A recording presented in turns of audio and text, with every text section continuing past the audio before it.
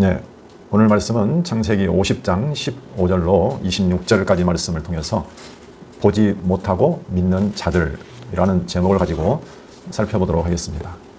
저희가 이제 창세기 오늘 마지막 시간입니다. 오늘 공부할 내용은 이제 믿음을 따라서 죽는 야곱과 요셉의 이야기를 지금 저희가 마지막으로 살펴보고 있습니다. 창세기 47장 28절로 50장 26절까지의 말씀은 믿음을 따라 죽는 야곱과 요셉, 그 내용이 앞과 뒤에 있고 가운데에는 믿음 안에서 용서로 하나 된 이스라엘 자손들의 모습이 나와 있습니다. 사실 중요한 것은 믿음을 따라 죽는 야곱과 요셉이죠. 그 안에서 이스라엘 12아들이 믿음 안에서 이제 모든 그동안의 갈등과 미움과 그런 아픔을 치유하고 이제 하나가 되는 모습이 담겨 있습니다. 야곱이 유언을 하죠. 그렇죠? 야곱이 유언을 합니다. 유언의 내용은 딱 한 가지예요. 내가 죽거든 가나안 땅, 아버지가 묘실로 만들어 놓은 그 막벨라 굴에다 나를 아버지와 같이 또 할아버지와 같이 나를 묻어달라. 그런 유언을 하고 하면서 이제 그 요셉의 두 아들 에브라임과 므낫세에게 복을 빌어주고 그 다음에 이스라엘의 12아들에게 축복 겸 예언을 해줍니다. 그리고 이제 야곱이 죽어서 장사가 되어서 가나안 땅 막벨라 굴에 묻힙니다. 그게 바로 이제 야곱에 대한 내용이고 오늘 저희가 공부할 내용은 믿음 안에서 그 형들을 용서하는 요셉의 모습, 그리고 그 믿음을 따라서 죽는 요셉의 모습이 나옵니다. 제가 전체적인 그 흐름을 믿음 따라서 또는 믿음 안에서 이렇게 잡았거든요. 그러니까 어떤 믿음의 선진들, 그리고 이제 우리는 믿음의 후진들이죠. 그렇죠? 구약 시대의 그 믿음의 선진들, 또 그리고 예수님 오시고 지금까지 믿음을 따라 다 죽었잖아요. 그렇죠? 사실 이 주제가 굉장히 중요합니다. 왜냐하면 우리도 결국은 죽죠. 믿음을 따라 죽느냐, 그렇지 않고 죽느냐, 그게 굉장히 중요합니다. 그러니까 오늘은 우리 삶의 최종적인 모습이다. 굉장히 중요하죠, 사실은. 결론입니다. 그래서 믿음 따라 죽을 수 있을까? 내가 과연 믿음의 선진과 같이 나도 죽을 수 있을까? 있죠. 그 믿음이 내가 만들어가는 것이 아니기 때문에 가능합니다. 원래 아브라함이나 이삭이나 야곱이나 뭐 누구나 할 것 없이 요셉이나 할 것 없이 다 믿음이 없었는데 하나님께서 그들의 삶을 통해서 믿음을 키워 가시고 믿음을 따라 죽게 하십니다. 먼저 50장 15절부터 21절까지 보면 믿음 안에서 형들을 용서하는 요셉이 나옵니다. 오늘 내용을 한번 보시면 요셉의 형제들이 그들의 아버지가 죽었음을 보고 말하되 요셉이 혹시 우리를 미워하여 우리가 그에게 행한 모든 악을 다 갚지나 아니할까 하고 요셉에게 말을 전하여 이르되 당신의 아버지가 돌아가시기 전에 명령하여 이르시기를 너희는 이같이 요셉에게 이르라 내 형들이 내게 악을 행하였을지라도 이제 바라건대 그들의 허물과 죄를 용서하라 하셨나니 당신 아버지의 하나님의 종들인 우리 죄를 이제 용서하소서 하매 요셉이 그들이 그에게 하는 말을 들을 때에 울었더라 그랬습니다. 예전에 요셉이 형들과 만나서 분명히 용서를 일단 했습니다. 그렇죠? 형들과 말을 탔잖아요. 자기 모습을 보여주면서 내가 요셉입니다 하고 같이 부둥켜 안고 울기도 했어요. 그리고 이미 요셉은 용서를 했죠. 근데 형들의 모습을 보니까 아버지가 돌아가시니까 지금 굉장히 어떻게 합니까? 두려워하는 모습을 볼 수 있어요. 요셉이 이제 아버지가 그동안에는 살아계셨으니까 아버지를 봐서라도 우리를 지금 참고 용서한 것처럼 보이지만 옛날에 우리가 했던 그 죄나 악을 보니까 혹시나 갚지나 아니할까 하고 굉장히 두려움 가운데 빠졌습니다. 지금 이 상황, 그러면 그 형들과 그 요셉 사이에 그 관계가 굉장히 불편하겠죠. 왜? 요셉은 용서를 했는데 형들은 용서를 온전히 지금 경험하지 못한 거잖아요. 두렵잖아요. 그렇죠. 우리 부자 관계도 마찬가지예요. 그죠? 자녀가 죄를 많이 졌어요. 그러면 아니면 형들과 동생 관계도 마찬가지겠죠. 누군가는 용서를 했는데 누군가는 그 용서를 제대로 받아들이지 못하는 거예요. 예. 그러면 아직도 그 마음에 두려움과 죄책감이 있다는 거죠. 왜냐하면 사실 그들이 분명히 죄를 졌잖아요. 막내 자기 요셉을 미워해가지고 시기해서 그를 죽이려고 했고, 그러다가 노예로 팔아버렸고, 예. 그것이 쉽게 잊혀지지 않는다는 거예요. 예. 당신이 나를 용서한다 해도 내 마음속에서 용서가 안 되는 거죠. 예. 이런 상황, 이 죄책감이라는 것이 쉽지 않습니다. 그러니까 이 죄에 대한 그 두려움, 사람들이 죄를 막 숨기려고 하잖아요. 감추려고 하고 숨기려고 하고 어떻게든지 회피하려고 하고, 그렇죠? 예. 왜? 죄에는 그만한 대가가 있기 때문에.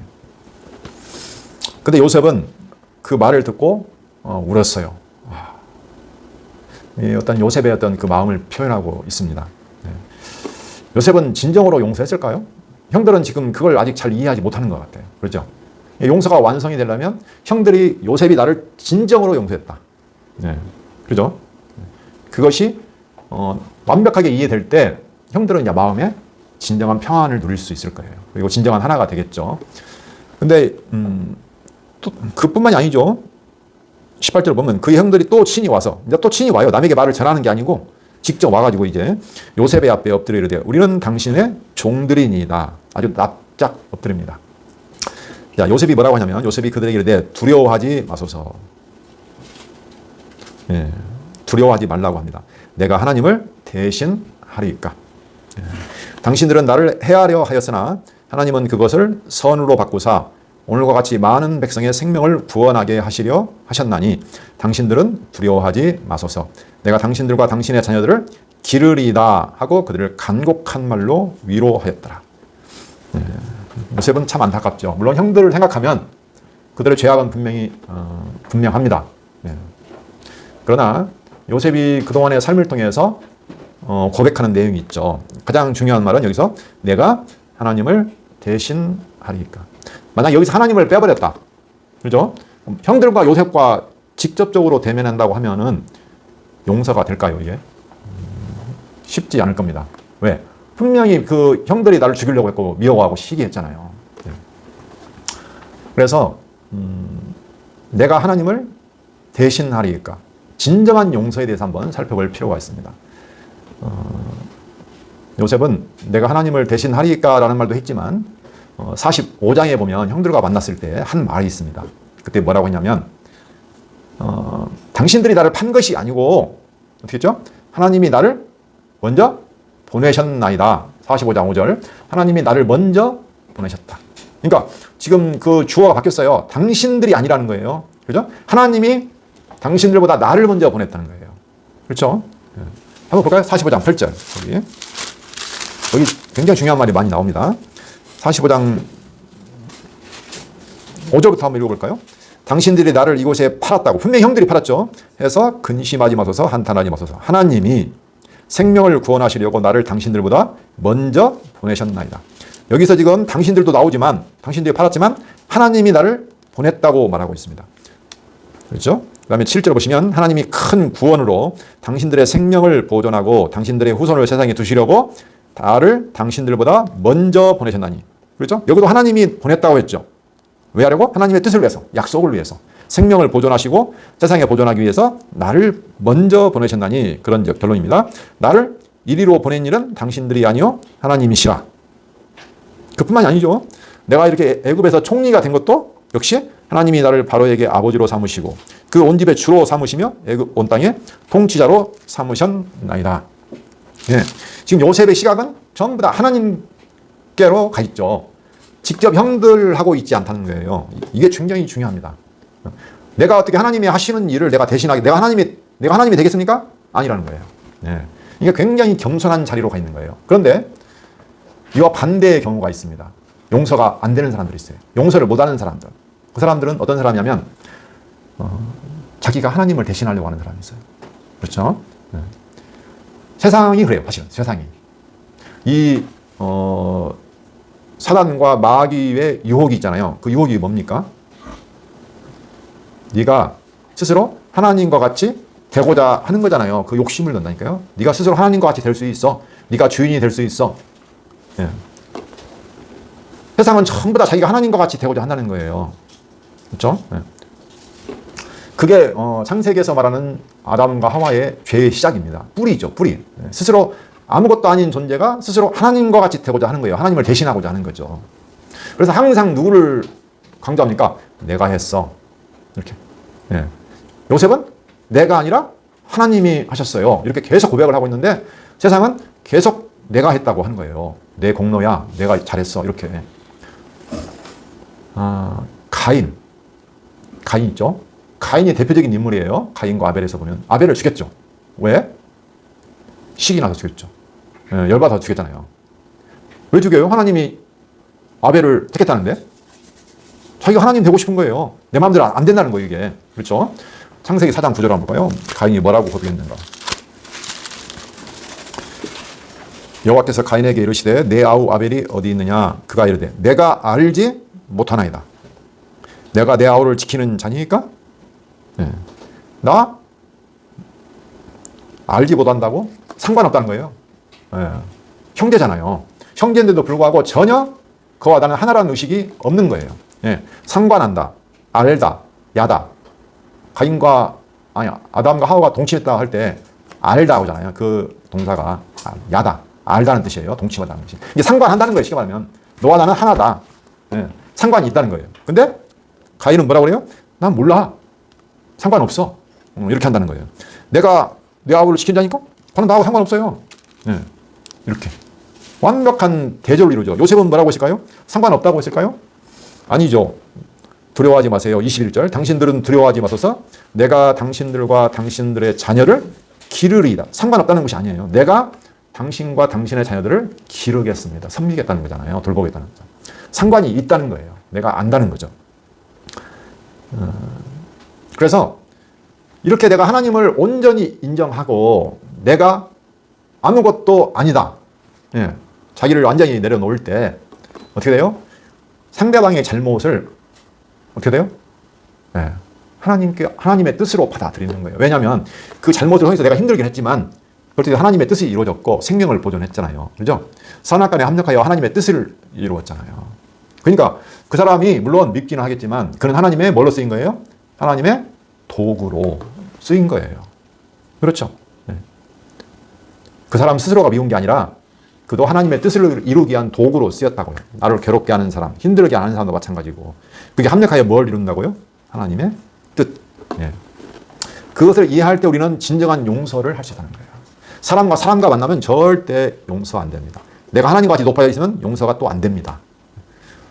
아니, 하나님이 그 사람을 쓰지 않고 만약에 나를 쓰셨다면 어떻게 할 거예요? 똑같이 죄인이잖아요. 아무것도 아닌 죄인. 내가 뭔가 있다고 생각하면 용서 안 되는 거예요. 긍휼이 나와야죠. 하나님은 어찌하여 나를 좋은 그릇으로 쓰시고 저 사람은 예? 어떤 다른 것으로 쓰셨을까? 긍휼. 예. 그래서 이 용서가 쉽지 않습니다. 왜냐하면 지금도 내가 예수님을 믿어도요 용서가 안 되는 사람들이 있어요. 그렇죠? 과거에 상처가 있고 나를 힘들게 하는 경우가 있기 때문에 왠지 모르게 완벽한 용서가 안 이루어진 사람이 있어요. 불편한 사람이 있다고요. 그 말은 무슨 말일까요? 지금 내가 요셉과 같이 진정한 용서에 이르는 것이 아니라는 거예요. 이해되시죠? 나를 죽이려고 한 사람도 용서했잖아요. 그래서 우리 신앙은 하루아침에 용서되지 않습니다. 내가 하나님을 더 얼마나 알아가느냐 또는 내가 나 자신이 어떤 존재인가를 얼마나 알아가느냐에 따라서 용서의 농도도 아마 달라져 갈 겁니다. 네. 이게 진정한 믿음에 이르게 되면 완벽한 용서가 되겠죠. 그리고 또 하나님을 알아야 내가 또 용서를 형들처럼 어떻게 해요? 받아들일 수도 있는 거죠. 그렇죠? 어쨌든 간에 그렇게 해서 예수님께서는 어떻게 용서를 하셨어요? 우리 죄를? 예수님께서는 완벽한 용서를 하셨잖아요. 자기를 죽이려는 죄인들을. 저들이 자기가 하는 일을 알지 못합니다. 저들을 용서하여 주시오. 스데반도 그랬잖아요. 그래서 믿음이 아니면 용서가 안 되는 겁니다. 사실은. 그렇죠? 예, 진정한 믿음. 예, 내가 자기 부인이 안 된 상태에서는 용서가 안 되는 거예요. 내가 아직도 뭔가 있다 생각하면 용서가 안 된다는 거예요. 예, 전적인 내가 하나님의 뜻과 은혜로만 내가 지금 존재하고 있다. 이 사실을 알 때. 그리고 이 모든 일을 하나님이 하신 하나님의 일이다. 이 하나님을 인정할 때 가능하다는 거죠. 예. 그래서 믿음이 그렇게 만만하지가 않습니다. 예. 자, 어쨌든 간에 요셉은 이렇게 해서 형들을 잘 위로해서 하나님을 증거함으로써 내가 진정으로 당신들을 용서했습니다. 이제는 마음의 짐을 내려놓으세요. 예. 이렇게 해서 믿음 안에서 용서를 통해서 이스라엘 12지파가 12아들이 이제 완벽하게 하나의 공동체로부터 형성되는 모습을 보이죠. 이스라엘 12지파는 하나님 나라의 하나의 시작점이잖아요. 그렇죠? 이스라엘 나라의 시작점입니다. 그래서 나중에 계시록에 보시면 이스라엘 12지파의 이름이 새겨져요. 그러니까 구약의 하나님 나라의 하나의 모형적으로 구약 성도들이 그 계시록에 가면 새 예루살렘 성에 가면 거기에 12지파의 이름이 딱 새겨져요. 12문에 새겨집니다. 예. 그게 하나죠. 완전히 하나. 네, 그리스도 안에서.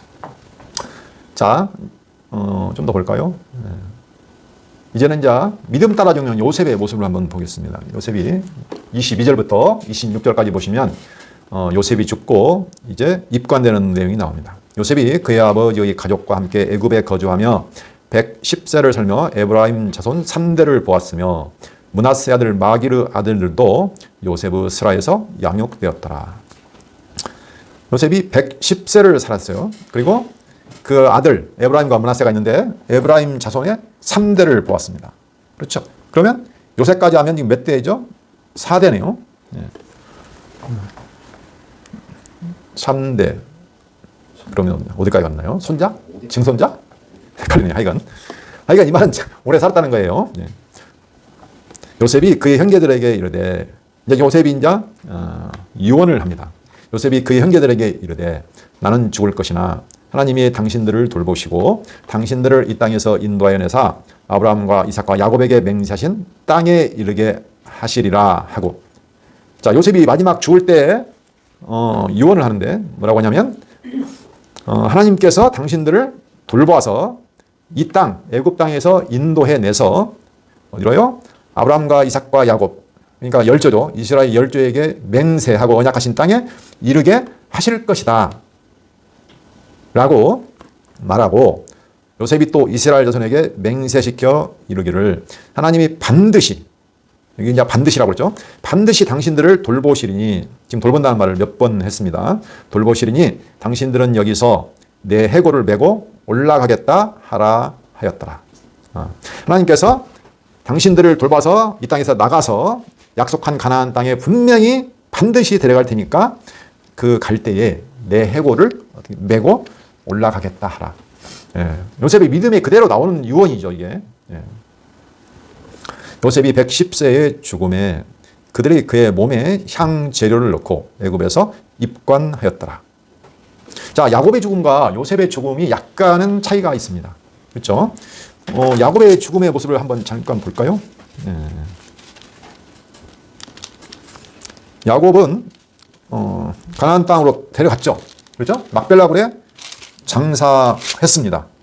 그때 사람들이 큰 애통이 있었다는 내용이 아벨 미스라임 해가지고 애굽 사람의 큰 애통이라고 했죠. 네. 근데 요셉이 장사됐다는 말이 없어요. 그렇죠? 다시 말하면 야곱은 가나안 땅 막벨라굴에 장사가 됐어요. 죽어서. 그렇죠? 그리고 큰 애통이 있었는데 요셉 때는 뭐 누가 울었다는 말도 나와 있지 않고 또 장사도 안 됐어요. 그렇죠? 그러면 지금 어떻게 되는 거예요? 입관만 되어 있는 거예요. 입관. 그러니까 요셉은 어디에 묻히지 않았어요. 그럼 요셉은 어디에 붙였을까요? 언제? 예. 뒤에 내용을 보시면 요셉은 출애굽기 13장 9절을 보시면 좀 뒤에 있으니까 바로 볼까요? 예, 죄송합니다. 19절. 한번 쓰다가 빠뜨나. 19절을 보시면 이제 홍해길로 인도하셔서 나가는 장면인데 모세가 요셉의 유고를 가졌으니 이는 요셉이 이스라엘 자손으로 단단히 맹세하여 이르기를 하나님이 반드시 너희를 찾아오시리니 너희는 내 유고를 여기서 가지고 나가라 하였음이더라. 그랬죠. 그러니까 출애굽 때 모세가 요셉의 유고를 챙겼어요. 챙겨가지고 나갔어요. 그러니까 이 이스라엘 자손들에게 했던 그런 그 유언을 따른 거죠. 가가지고 이제 그러면 어디에 붙였겠죠. 어디에 붙였냐면 요셉이 받은 그 땅이 있죠. 기업이 있는데 그게 바로 뭐냐면 세겜성을 줬어요. 야곱이 세겜성을 자기가 뺏었다고 줬다고 창세기에서 따로 요셉이 이제 장자 권한을 갖기 때문에 다른 사람보다 하나를 더 줬어요. 기업을. 근데 어디냐면 바로 세겜성이에요. 그 디나 사건이 일어났던 세겜. 그 보시면 여호수아 24장 32절. 여호수아가 죽고, 그렇죠. 또 이스라엘 자손이 애굽에서 가져왔죠. 애굽에서 가져온 요셉의 뼈를 세겜에 장사하였으니 이곳은 야곱이 100크시타를 주고 세겜의 아버지 하모르 자손들에게서 산 밭이라. 그것이 요셉 자손의 기업이 되었더라. 그랬습니다. 네. 약간 그 돈 주고 산 것이 양쪽이 다 비슷하네요. 아브라함도 막벨라구를 돈 주고 샀고, 야곱도 100크시타를 주고 하몰에게서 산 밭이죠. 그 세겜에 기업으로 받은 땅에 장사가 됐어요. 자, 요셉은 그래서 입감만 되고 그 유고를만 남겨놓고 장사되지 않았다가 여호수아 죽을 때 그 가나안 땅을 기업으로 다 차지하고 분배한 다음에 세겜 자기 기업에 장사가 되었습니다. 그러니까 요셉은 지금 미리 뭘 봤을까요? 하나님이 하신 약속이 성취되는 것을 봤죠. 보니까 그렇게 아주 단단히 맹세해서 내 뼈를 반드시 메고 가라. 하나님이 너희들을 반드시 이끌어내서 약속의 땅에 너희들을 드릴 것이다 라고 말하고 있습니다. 자, 우리가 지금 믿음을 따라 죽는 야곱과 요셉의 모습을 봤습니다. 오늘 제목이 보지 못하고 믿는 자들이죠. 예. 구약의 아브라함부터 해서 아브라함, 이삭, 야곱, 오늘 요셉까지 믿음의 선진들은 믿었어요. 지금 믿음으로 유언하고 다 죽잖아요. 그렇죠? 근데 그러면 우리가 가진 믿음과 무슨 차이가 있을까? 그렇죠? 우리가 갖는 믿음은 그러면 다를까요? 같을까요? 저희도 똑같아요. 저희도 보지 못하고 믿는 자들입니다. 자, 그러면 성경에서는 이제 보지 못하고 믿는 믿음에 대한 말들이 있는데 요한복음 20장 29절로 31절 한번 보겠습니다. 부활해서 다시 살아나셨어요. 예수님께서. 그리고 20장 29절 제 아들을 만나서 이제 말을 하고 있는 장면인데 여기 이제 도마가 등장합니다. 예. 나는 믿지 아니하겠노라. 도마가 당당하죠. 내가 못자국에 손을 넣어보지 않고는 믿지 아니하겠노라. 내가 직접 어떻게 한다는 거예요? 보고 뭔가 체험을 해봐야 내가 믿겠다는 거예요. 도마가 그렇게 말했어요. 25절에 나와 있네요. 20장 25절. 내 손을 그 옆구리에 넣어보지 않고는 믿지 아니하겠노라 하니라. 이렇게 말하니까 예수님께 나타나가지고 27절 도마에게 이르시되 내 손가락을 이리 내밀어 내 손을 보고 내 손을 내밀어 내 옆구리에 넣어보라. 그리하여 믿음 없는 자가 되지 말고 믿는 자가 되라. 그때서야 도마가 주여 나의 주님이시여 나의 하나님이시니이다. 그래서 예수님이 칭찬을 딱 해야 하잖아요. 베드로처럼 바요나 시모나 뭐 복이 있다 해야 되는데 뭐라고 하냐면 예수께서 이르시되 너는 나를 본고로 믿느냐? 보지 못하고 믿는 자들은 복되도다 하신다. 네. 칭찬하지 않았어요. 네. 그렇죠? 네. 너는 나를 봐서 직접 이렇게 넣어보고 믿냐? 아니라는 거죠. 보지 못하고 믿는 자들은 복되다. 이렇게 말씀을 하셨습니다. 네. 다행히 도마는 당시에 믿음이 없었지만 직접 눈으로 보고 이제 믿었어요. 근데 우리는 예수님을 직접 보지도 못하잖아요. 그렇죠? 네. 예수님께서 31절, 29장 31절 보면 이런 말이 있습니다. 예수님이 표적을 많이 행하셨어요. 그런데 31절, 오직 이것을 기록하면, 요한복음을 기록한 것은 너희로 예수께서 하나님의 아들 그리스도심을 믿게 하려 하며 또 너희로 믿고 그 이름을 힘입어 생명을 얻게 하려 함이니라. 이걸 기록한 목적이 뭐냐면 믿어서 예수가 하나님의 아들 그리스도를 믿게 해서 그 믿음으로 그 이름을 힘입어 생명을 얻게 하려고 지금 기록한다는 거죠. 요한복음 명시. 그렇죠? 네. 근데 예수님께서는 보고 믿는 것이 아니라 보지 못하고 믿는 믿음이 복되다. 이렇게 말씀을 하셨습니다. 자, 이 믿음 성격은 다 약속이잖아요. 그렇죠? 약속을 믿는 거잖아. 약속이라는 것은 앞으로 뭔가 되어질 것을 바라보는 건데 약속을 내가 직접 눈으로 성취되는 걸 보면 좋죠. 물론 좋은데 그런 일은 없다는 거예요. 아브라함, 이삭, 야곱, 요셉 못 봤어요. 아무도. 성취되는 거 못 봤다고요. 하나도. 네. 근데 그들은 성취되는 것을 눈으로 보지도 않았는데도 믿었어요. 그렇죠? 네. 그러니까 이게 바로 뭐냐면 보지 못하고 믿는 믿음이죠. 자, 로마서 8장 24절, 25절 한번 볼게요. 우리가 소망으로 구원을 얻었음에 보이는 소망이 아니니 보는 것을 누가 바라리요? 만일 우리가 보지 못하는 것을 바라면 참음으로 기다릴지니라. 자, 소망으로 구원을 받았다고 하죠. 믿음의 소망으로 구원을 얻었는데 우리가 가지고 있는 소망이라는 것은 보이는 것이 아니다는 거죠. 보는 것을 누가 바라겠느냐. 안 보이니까 바라죠. 그렇죠? 그런데 보지 못하는 것을 바라면 어쩔 수 없이 참아야 한다는 거예요. 기다림이 필요하다는 거예요. 참고 기다려야 한다는 거예요. 그 약속이 이루어질 때까지 참고 우리는 안 보이기 때문에 기다려야 된다. 이렇게 말하고 있습니다. 하나만 더 볼까요? 베드로전서 1장 8절로 9절. 예수를 너희가 보지 못하였으나, 지금 베드로가 편지를 써서 흩어진 나그네 된 성도들에게는 편지를 보내는데, 예수를 너희가 보지 못하였으나 사랑하는도다. 이제도 보지 못하나 믿고 말할 수 없는 영광스러운 즐거움으로 기뻐하니 믿음의 결국 곧 영혼의 구원을 받음이라. 이렇게 말을 했습니다. 예수를 보지도 못하였는데 사랑하고, 보지도 못했는데 믿고, 지금 고난받고 흩어져 있는데 오히려 영광스러운 즐거움으로 기뻐한다는 거죠. 왜? 내가 믿음의 결국이 영원한 생명, 영혼의 구원을 확실히 준다.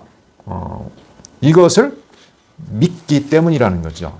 그래서 히브리서 11장 1절을 보면 믿음은 바라는 것들의 실상이요 보지 못하는 것들의 증거다. 우리가 가진 것은 다 보지 못하는 것들이에요. 그런데 중요한 것은 우리가 그러면 받은 것은 전부 다 보지 못하는 것이에요. 그죠? 단지 약속을 받는 거잖아요. 네, 세상은요. 전부 다 보이는 것들을 추구하는 거예요. 보이는 것들, 만질 수 있는 것들, 체험할 수 있는 것들, 눈에 보이는 것들. 그렇죠? 믿음하고는 그럼 믿을 것은 따로 없는 거죠.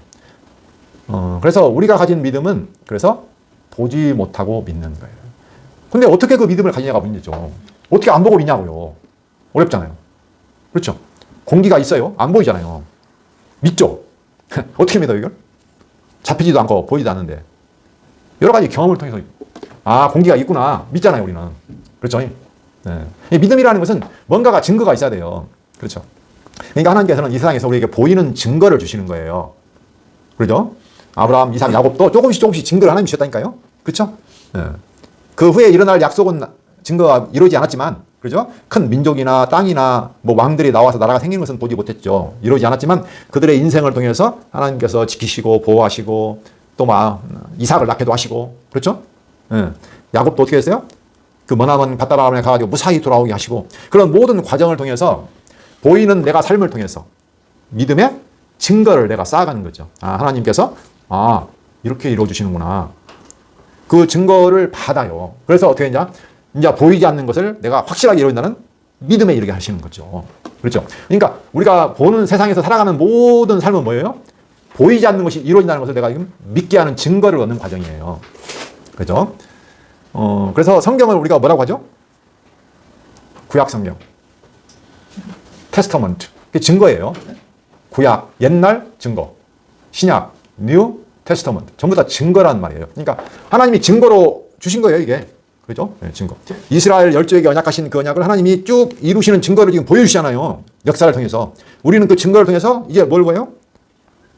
예, 예수님이 다시 오신다는 걸 증거를 갖는 거예요. 이미 오셨잖아요. 우리는 이미 오신 예수를 바라보잖아요. 물론 우리도 보지도 못했지만. 예. 그 증거를 쌓아가는 거예요. 예. 세상에 믿을 게 아무것도 없잖아요. 다 변해버리고 흔들리는데, 하나님은 절대 흔들리지 않는구나. 한번 약속하시면 반드시 이루시는구나. 라는 거죠. 하나님의 약속. 그분이 약속을 반드시 이루시는구나. 그 신실함, 믿부심을 삶을 통해서 배워가는 거예요. 그렇게 해서 증거가 쌓이면 이제는 보이지 않는 것도 우리가 바라볼 수 있는 거죠. 예. 그래서 성경이 증거예요. 증거. 옛날 증거, 구약, 신약. 예. 그리고 교회를 뭐라고 부르죠? 그래서 증인이라고 그래요, 증인. 너희는 나의 증인이라. 이렇게 부른다고요. 왜? 증인이란 말은 목격자란 말이에요. 똑같은 말이에요. 목격자. 본 사람들. 뭔가. 그 증거를 본 사람들. 그래서 우리를 너희는 나의 증인으로 부름받았다. 이렇게 말을 해요. 예. 아무것도 세상에 믿을 것이 없는데 모든 것이 다 변하고 바뀌는데 하나님만큼은 전혀 흔들림이 없고 영원하다는 거예요. 그래서 하나님을 뭐라고 표현하면 딱 한마디 이렇게 말합니다. 하나님을 뭐라고 하냐면 반석. 커다란 돌덩어리 있죠. 바위. 움직이지 않아요. 변하지 않아요. 하나님이 한번 약속하신 것은 결코 변하지 않기 때문에 반석이라고 불러요. 반석. 그래서 하나님을 이스라엘의 반석이신 하나님이다. 이렇게 말을 해요. 그 흔들리지 않는 믿으신 하나님을 알면 이제는 약속이 믿어지는 거예요. 그러니까 보지 않는 것들을 믿고 살 수가 있는 거죠. 예. 그러니까 죽는 거예요. 그래서 죽어도 다시 산다. 내게 영원한 집이 있구나. 하나님 약속하신 영원한 새 하늘과 새 땅, 거룩한 새 예루살렘 성, 하나님이 예비한 집이 있구나. 그걸 바라보며 이 땅에서는 죽는 거죠. 예, 잠잔다고 하죠. 예. 그걸 바라보는 사람은 그냥 자는 거예요. 이제 쉬는 거예요, 일을. 왜? 지금까지 증거를 차곡차곡 배우고 일했잖아. 열심히. 일하는 것이 뭐예요? 하나님의 일은 믿는 거예요. 예. 우리가 그 믿음을 갖고 일을 다 마치면 이제는 다 했으니까 이제 쉬어야죠. 그리고 이 육신의 몸 가지고는 영원히 살 수 없잖아요. 썩어지는 몸이잖아요. 그렇죠. 잠시 하나님을 배우기 위해서 주신 집이잖아요. 이게 장막. 이게 다 사라지고 이제는 벗어버린다기보다는 이제는 어떻게 해요? 새로 덮인다고 하죠. 신령한 몸으로 덮이는 거예요. 영원히 살 곳으로. 영원한 몸을 덮어 입는 거예요. 그게 부활이에요. 새로운 몸으로. 그게 성경에서 증거하고 있는 우리의 영원한 생명, 약속입니다. 그래서 모세가 지금 야곱과 요셉이 마지막으로 유언하고 야곱이 축복하고 죽었잖아요. 그렇죠. 12지파에게 다 축복하고 죽었잖아요. 모세가 가나안 땅 정복 앞두고 죽기 전에 신명기 33장 1절로 20을 지난 시간 했죠. 축복을 해요. 그렇죠? 그때 뭐라고 했어요? 너희는 여호와의 분깃이야. 신명기 32장 9절. 그리고 최종적으로 12지파에게 축복을 한 다음에 너희는 이스라엘이여 너는 행복한 사람이다. 다시 말하면 너는 복이 있는 자야. 복받은 자야. 축복의 종결은 그거예요. 너는 복받은 자라는 거예요. 행복한, 행운하다. 그렇죠? 이렇게 말을 하고 그리고 신명기 31장 6절. 지금 창세기 마지막이기 때문에 제가 모세오경의 결론을 지금 말씀을 드리는 겁니다. 창세기를 공부하지만 사실은 모세오경 전체를 공부한다고 봐야 됩니다. 왜냐하면 모세가 창세기부터 신명까지 모세오경을 기록했기 때문에 이건 한 권으로 봐야 됩니다. 진짜 하고 싶은 말이 뭐냐? 창세기부터 신명기까지. 신명기는 이제 마지막 가나안 땅 정복하기 전에 모세가 죽기 전에 기록한 마지막 내용이 나와 있죠. 여기 보시면 31장 6절. 지금까지 계속 하는 말의 결론이에요. 창세기부터 신명기까지 전부 다 무슨 얘기를 하고 있냐면 31장 6절. 그래요? 너희는 강하고 담대하라. 두려워하지 말라. 그들 앞에서 떨지 말라. 아니 자기 모습을 보면 떨어야죠. 그렇죠. 가나안 가데스 바네아 정탐꾼들이 그때 다 우리가 그들의 밥이다고 하면서 막 두려워 떨었잖아요. 떨지 말라. 이는 내 하나님 여호와 그가 너와 함께 가시며 결코 너를 떠나지 아니하시며 버리지 아니하실 것이미로다. 그 땅, 하나님 약속한 땅 반드시 주셔.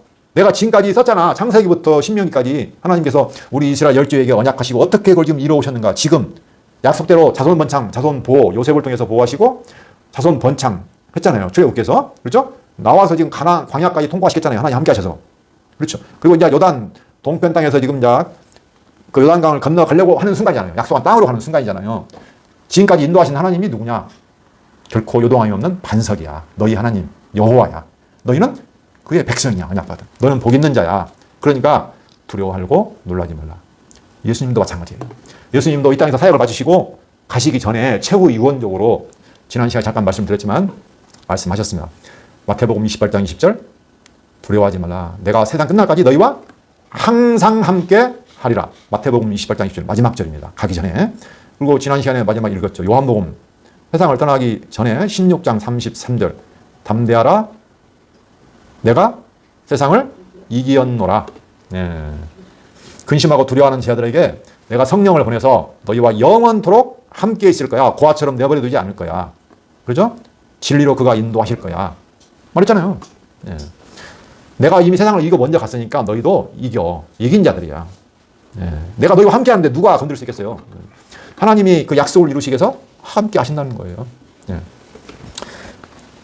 자, 오늘 창세기 마지막 정리를 하도록 하겠습니다. 창세기는 저희가 지금 부분을 봤지만 창세기부터 신명기까지 모세 기록을 통틀어 볼 때 하나님이 너의 반석이야. 너는 그의 복받은 존재야. 그 약속이 지금까지 이렇게 이루어져 왔어. 자손 번창 전까지 왔어. 너희들 이제 가나안 땅에 가는데 결코 두려워하지 말라. 내가 너와 함께한다. 눈으로는 보지 못했지만 믿음으로 그걸 바라보고 유언하고 죽었던 야곱과 요셉 이야기로 종결을 맺고 있습니다. 자, 기도하고 마치도록 하겠습니다. 살아계신 여호와 하나님 아버지 감사합니다. 세상에 믿을 리가 없고 믿을 것이 없는 요동하는 세상 속에서 결코 흔들리지 않고 변하지 않고 영원히 존재하고 영원히 성취하시는 반석이신 여호와 하나님을 저희로 하여금 알게 하시고 그가 우리에게 약속하신 영원한 생명에 관한 그 복을 저희로 하여금 깨닫게 하여 주시고 우리의 모든 허물과 연약함에도 불구하고 하나님께서 우리와 영원토록 함께 하셔서 그 이름을 위하여 약속을 성취하신다는 사실을 성경을 통해서 배우게 하시니 감사합니다. 우리도 야곱과 요셉처럼 이 땅에서 믿음의 증거를 쌓고 보이지 않는 믿음을 가지고 안식할 때까지 믿음을 잘 지키며 살아갈 수 있도록 인도하여 주시옵소서. 예수 그리스도 이름으로 기도합니다. 아멘.